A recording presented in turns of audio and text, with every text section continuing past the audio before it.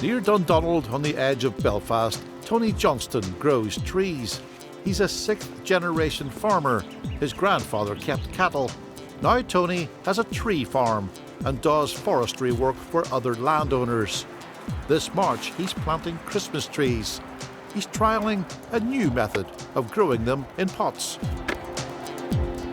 They actually allow water to actually get into the soil around the roots of the tree, but it's also when the small roots from the tree in the pot grow out, they can then get more nutrition from the soil that's surrounding the pot. They're not just pot bound.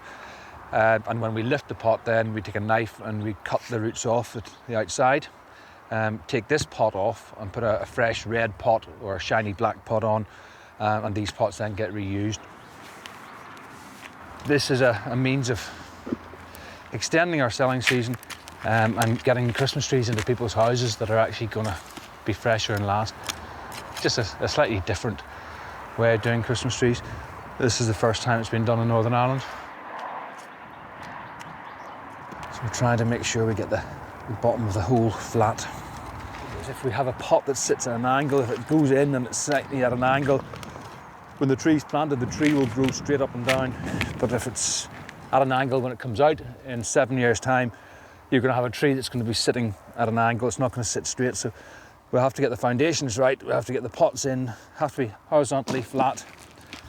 And like everything to do with Christmas trees, it's all manual labour. It's all done by hand, or the vast majority of it is all done by hand. And where we can mechanise, we can, but it's very much hands-on. So we do have some of the specialist machines for going up and down the rows. It's access. They grow quite close together. It's quite difficult to get the right machines to do the right jobs.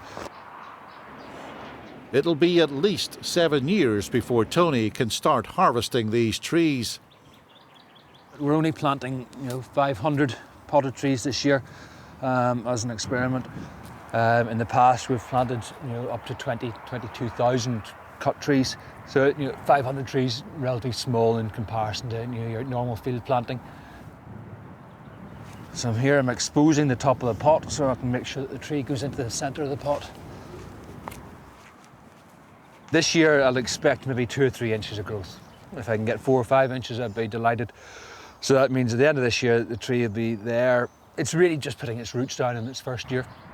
Year 2, year 3, year 4 will be in shaping and cutting and clipping. And ultimately then these trees should be coming in 5, 6 years' time. With the trees, you actually become quite attached to them. And NI Forestry, because you have a sense of achievement, they're growing and moving on and you can see what's happened. And when it comes to Christmas trees, I can sit with Christmas trees in the yard and tell you all that history of that tree, where it came from, where it was cut down, and all about it. And sometimes you have to catch yourself on, because it's quite sad that you actually have these trees that are your little babies that are going off to their new homes. But like any other farmer, you could have a flock of sheep, but they'll know each individual sheep, and we'll know each individual tree. Tens of thousands of the damn things. This stuff is just a bit smelly, but it's a mixture of processed chicken litter and seaweed. We're using it here really with the pots as a top dressing to give them a bit of a boost. So you've got it's a fertiliser, but also a soil conditioner. One of the most important things in your soil is earthworms, and the soil conditioner will actually hopefully help and feed the earthworms, and they can do a lot of the work for you. There's no quick or easy way of doing this. It's all by hand and it's all slow. But if we can get the foundations right today, this is a crop that's in the ground for the next 6, 7 years. If you don't get it right today, then we're going to be paying for that for years to come. Last stage now is really just to get these mulch mats on. And the idea of the mulch mats is that it's going to prevent the weeds growing and enclose the tree. So it's an added expense, but hopefully it cuts down the cost of weeding the tree in the future.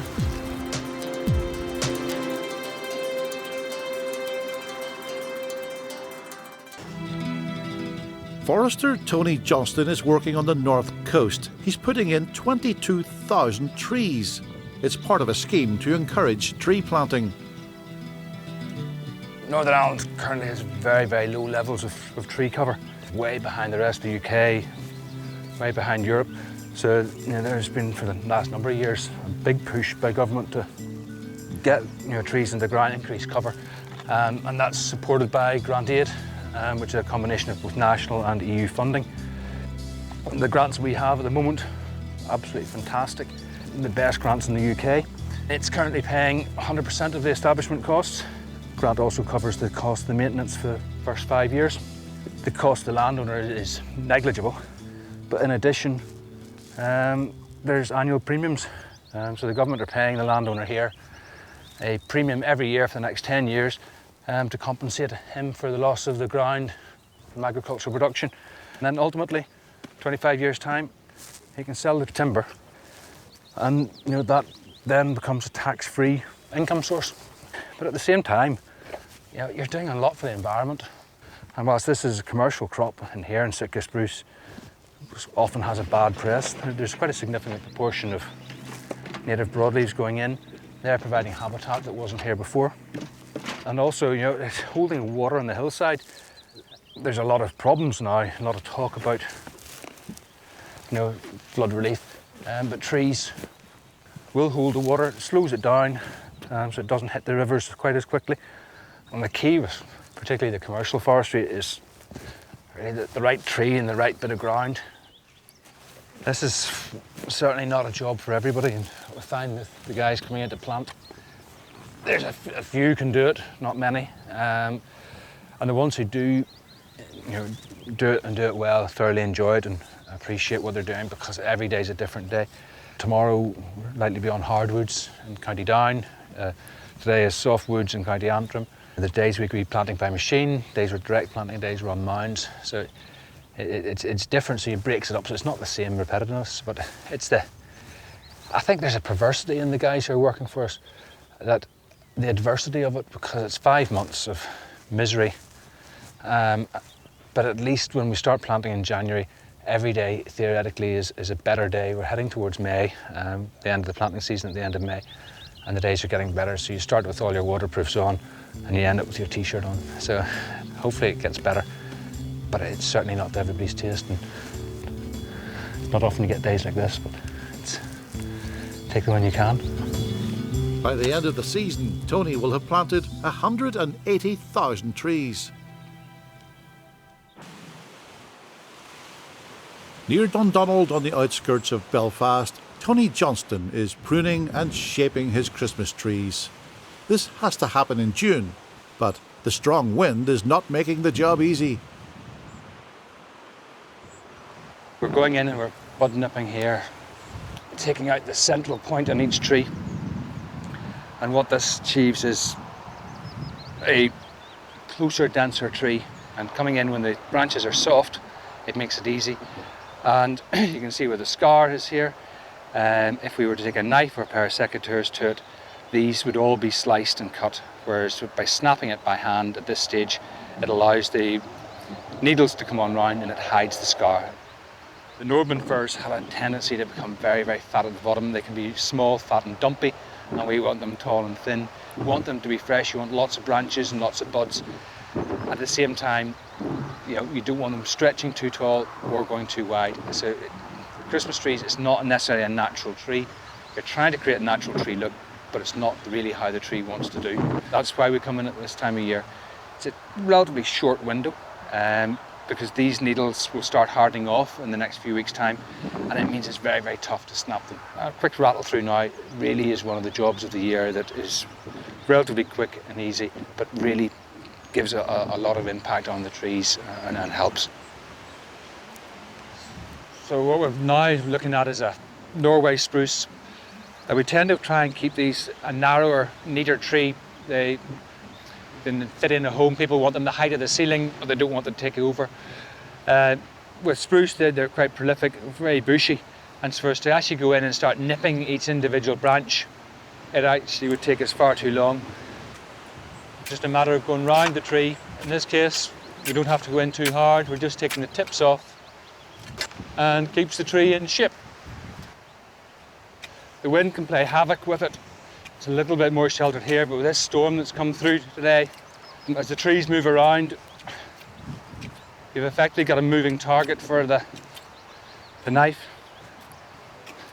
We've no real choice apart from maybe going in today. We're only just finishing off our contracting season. It's been delayed this year, and by rights we should have been in earlier. However, the season's late, the trees are late coming into bud, so we're not quite so bad. But this is really the first chance we've had this year to get into the Christmas trees properly. This side of the Christmas trees I find very, very therapeutic. It's nice in particular with the knife work, and you can get a real scraggly tree, and with the knife you can bring it back in, and at the end it can look really, really well, and you can recover a tree that looks like a disaster, and that's really quite satisfying. It is definitely more relaxing than planting. You become totally immune to the smell. I can't smell any of them. You get that at Christmas, everybody says how wonderful the smell is in the yard, and we just don't smell it at all. I suppose it's like a dairy farmer, he doesn't realise he smells of cow, and he just gets so used to it.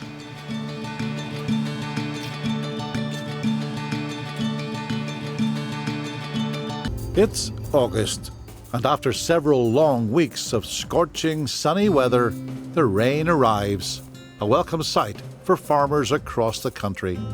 Near Dundonald, on the outskirts of Belfast, Tony Johnston's trees have coped well, despite the lack of water.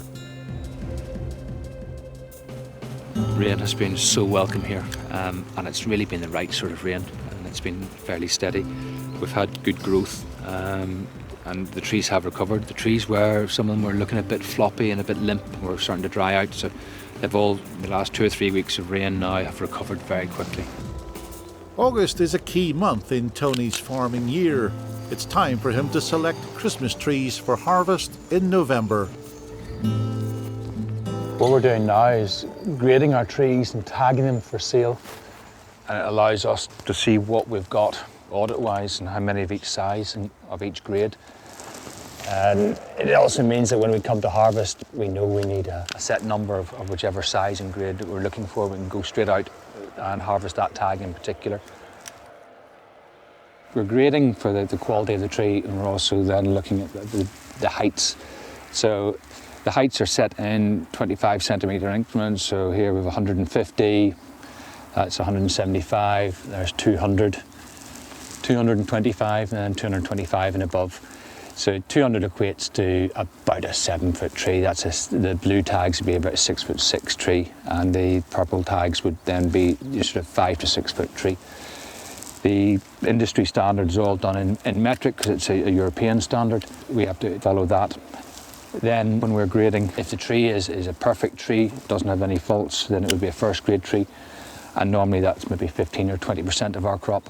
The rest, the balance, would be coming in at your standard grade tree. Now, a standard grade tree is still a good tree, but it just isn't 100%. When it comes to grading, we can be quite fussy. I can be a wee bit pedantic. And this tree just beside us here, whilst at the top is a really nice tree, and if you look at it, I would maybe say this is graded as a first grade tree. But then you step back and you look at it, and this bit down at the side just isn't fully formed, and it's a wee bit the same at the other side. So in my eyes, this tree is downgraded. This isn't a perfect tree. From this angle, yes, but there's wee niggles that I will see that other people wouldn't necessarily spot at all. A tree like this, it could vary in price anywhere between 35 to 45, 50 pounds, depending on where you want to go. The tree behind it, to the side here, we would probably maybe look at sell that tree at 40 pounds. The trade values tend to be fairly steady across Europe because it's a European market and everybody's competing, so it should be a like-for-like sale price, really depending just on the quality that year. But the trade value, much like any other farmer, is significantly lower than the retail price, and it can be really soul destroying for a grower to have spent years growing a tree and get a trade price for that tree, and then see that tree being sold for 2 or 3 times more the next day. and we'll have spent 10 years on that tree, and the retailer will have spent 10 minutes on the tree. But much the same as any farmer, you sell your product, and it's up to whoever buys your product to get however much money they can get for it, and you can't resent them for that, unfortunately. Tony's hopeful he might have new customers as drought has hit crops across Europe. We're starting to see we've had a couple of inquiries from the south of England.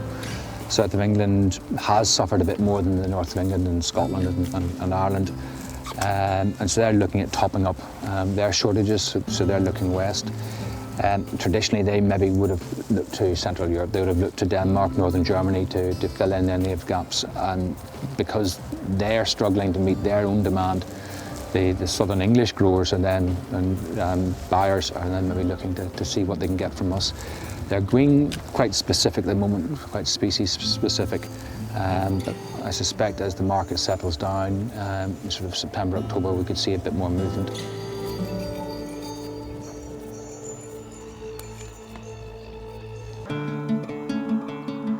Dundonald farmer and forester Tony Johnston is in competition mode in September. He's taken 2 of his top trees to Tinnahelly in Wicklow for the National Christmas Tree Championships. The association has about 60 members, so you'll probably find maybe 20, 25 will actually compete. And so it makes it really, really difficult because the people who are competing here today have the choice of maybe 1/3 of a million trees that they're producing in Ireland this year to choose from. So it's absolutely the creme de la creme. And you start looking around and seeing some absolutely fantastic trees here. Some of them are frighteningly good and stiff competition. But with the judges, you just don't know. You just hope for the best and hope that your tree on the day is the one that catches their eye. It's always a balance between, do you compete or do you not? Because you're effectively losing your 2 best trees. In my case, those 2 trees could have sold, and you're losing money by entering. So effectively that becomes your entry fee. And no matter whether you win or lose, that tree's a goner. It's 3 months to Christmas, that tree's not going to last. So therefore, all these trees here, so the best trees in Ireland will all just be chipped up. And it's just really quite sad in that respect, but that's the price you pay for your entry, and it's just one of these things. But sometimes it is difficult to cut your best tree down and not sell it. So they're numbered now so that nobody knows whose is whose tree, and so it's totally fair. It creates a level playing field. It's totally anonymous. So it'd be nice to win one day. We were lucky 4 years ago. One of our spruce, they won the alternative championship. It was the top spruce, so that was a very similar tree to this. But it'd be interesting to see how this one compares and whether it can compete and do the same. It's hard, but here's hoping. It's not about winning. It's being part of it as well, and part of the industry and being involved in the industry and the wider industry. And it's not in isolation. Whilst you spend most of your year in isolation and working in the trees, it's nice to come in, every now and again and meet up with, like-minded people who are, at the top of their game and learn from them as well. And every day you learn something new in these field days. So here's hoping today we'll learn as well. This year's competition is being judged by members of the public.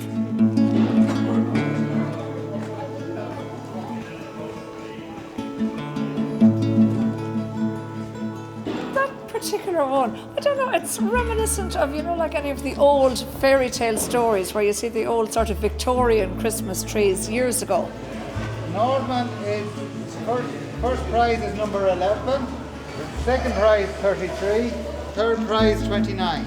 Results in, and it's mixed news. Tony's Nordman takes nothing in a highly competitive class, but his spruce gets 3rd in the alternative category. It's just very, very interesting here in the results. And is it because it's the first tree at the end of the row, or just the top of both the 2 categories were the first tree people could see? But it's very interesting that when the public look at a tree compared to a grower looking at a tree, you're actually looking for something totally different. And do we learn from that? And for years we've been growing a competition tree and what we think is the top-notch tree, and now today is basically said that that's not necessarily what people want. Now, whilst they're brilliant trees, not necessarily the tree I would have chosen, and so that's actually good in a way. So we've got a third place for our spruce, so that's a consolation to actually at least go away home with a rosette. So hang that on the wall, so come Christmas we can look at that and yes, we did get a prize, so that's good news. Near Lurgan in Armagh, with Christmas coming, it's time for Tony Johnston to cut his trees. The end of November marks the busiest time of his farming year. The harvest begins with trees for the trade market, garden centres and shops. We work our way from our outlying plantations back in. It is a logistical nightmare. It is a matter of trying to move all the machinery and work out which machines we need where and when, and trying to then get tractors on site to power the hydraulics for the various machines. And we also need the machines back at home when we come to go into the yard and start selling to our customers.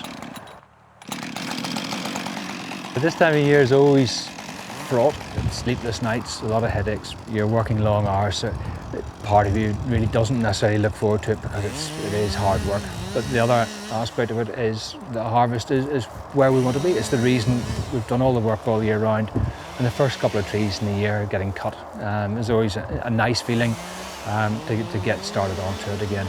It's quite a mixed blessing. We don't necessarily look forward to Christmas because of the work involved, but the next few weeks it starts paying dividends and it culminates in the whole year coming to a close. And we're lucky having a yearly product that finishes just before Christmas, so we can start again in the new year. So this year it has been quite a challenging year. We've tagged up quite a number of trees, and when we're coming through here we're actually leaving trees to grow on for another year. And the trade customers haven't really come as quickly as maybe we would have wanted. And that's not just us, that's industry-wide. There's a lot of the growers are having trade customers who have been very slow to confirm and are not necessarily taking as many trees as maybe they once were. And we suspect a lot of that is to do with cheap imported trees. We know that the Europeans have been across selling into the garden centres. They're pushing a lower grade tree in, but they're putting it in at the right price. This year crop is going very well. We're happy with the quality, and we're happy with the mix of trees that we've got. We've no shortage of trees this year, which is good. And you always have that balance between, do you cut every tree that you can to get sold, or do you then obviously think to the future and let that tree grow on? So what we've been doing, because the trade haven't been buying as many trees as maybe we would have hoped for, we're letting our trees grow on. It means that we can increase the quality of them, and it means that we can get some more larger trees. It's not the end of the world. We're lucky. Other farmers, if their crop fails, that's that. They can't do much with it. We're lucky. The trees here, if they don't sell this year, we can still sell them next year, the year after. We're not constrained. The trade harvest will go on now for the next 2 weeks. The main bulk of the trade will go out in the last week in November. We then get the first stock at that stage in for our own retail customers. So they come in at the last minute. And then we will just top up as we need it. So we'll still be cutting trees right the way through until the middle of December. But the pressure's off. We're not having to cut and haul as many new ones. And we will actually be working closer to home, so it's easier to pop out, pick up an extra couple of hundred trees and bring them back into the yard. But we have to have the yard stocked, and we need to have about 400 trees in the yard every day. And come one of the busy weekends in December, we're going to have at least 700 trees cut on the Friday, ready to go. To cope with muddy ground and any bad weather, Tony's invested in special tracks. When we're hauling Christmas trees, we've only got 2 or 3 weeks to do it, and if we lose the weather and we can't get the trees out, we're scuppered. We have to keep going. Rain, hail or snow, we keep going, and the tracks are a means of us actually being able to achieve that. And then after Christmas, we can take the tracks off, 20 minutes, unbolt them, put the wheels back on again, and use the wheels for the summer. Tony's been in the business for a long time, but harvest is still a significant event for him. It is slightly sad. There are some trees that you will remember, and it tends to be trees that are more prominent or trees that have taken more work. And you do have this little prang that, I don't really want to get rid of this tree, and where's it going to go, and is it going to be okay? But not every tree, and you get over that after the first couple of trees come down. But there is a slight prang. You do look to them a wee bit as your children, and you really want the best for them. But you learn to let go. But when we first started growing Christmas trees, many years ago, the first few that we did sell were hard to cut down. You didn't want to cut them down, but they did have to go.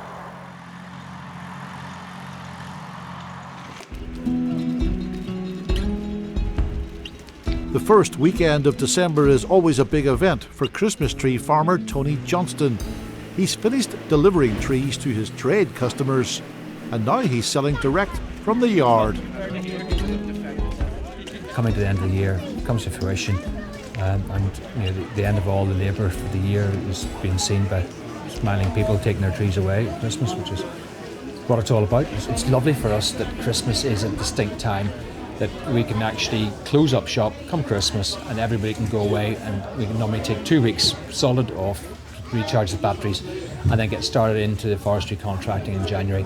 So it's nice to actually have an end of year that we can actually turn around and just pull the shutters down, and it's also nice to be able to see it through to the end. We're actually seeing the end user, we're seeing people who are appreciating our trees and are smiling, and there's nothing nicer than somebody saying that's a beautiful tree or that's lovely, and going home really happy. Catch your breath again. Every now and again it just goes utterly mad and you have to get everybody cleared away and happy. That's what we need to be. We need to be busy, so it's good to see them shifting. Tony cuts according to demand. Even this morning we're having to recut again and replenish, so every day now we'll just constantly out cutting. So we'll assess in the evening what's happened, how many trees have gone, what type of trees and what size of trees have been used up, and the next morning out and replenish, which is one reason why we label so early on in the season, just so we can quickly go in and work out what size we need and what grade we need, get them cut and get them hauled in. This year seems to be steadier. I think the rain's caused that.